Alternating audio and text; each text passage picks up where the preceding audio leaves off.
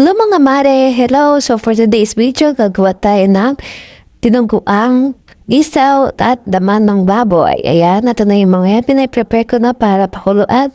So ayan, ito na ang ating ingredient. Mga mare, sino ba dito yung mga hirap na hirap mag-isip araw-araw na kuulamin?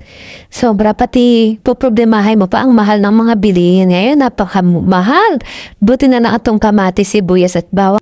Mura sa palengke, kaya naman bumili ako ng medyo stock namin dito sa bahay. Ayan, kaya naman nakapaghiwa na ako ng mga sibuyas, bawang at kamatis. Kaya ito na ang ating isaw na pinakuluan. Meron din ang laman ng baboy, mga mare. Kaya lang nasobrahan sa pakulo ko, syete. Nadurog-durog yung baboy.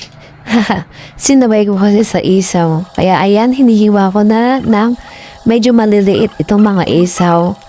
Ang sarap niya papakin at hindi siya mapait. Nalinis kasi ng maayos ng aking papa.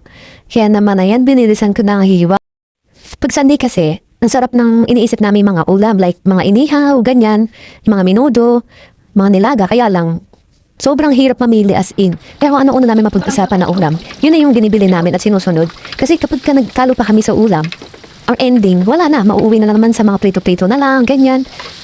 Ayan, ginisa ko na ang ating mga ingredients. Kasama ng isaw at laman ng baboy. Pagka-brown ng mga ginisa ko, ayan.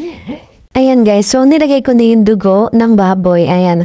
At hinalo-halo ko na at nilagay ko na yung siling green.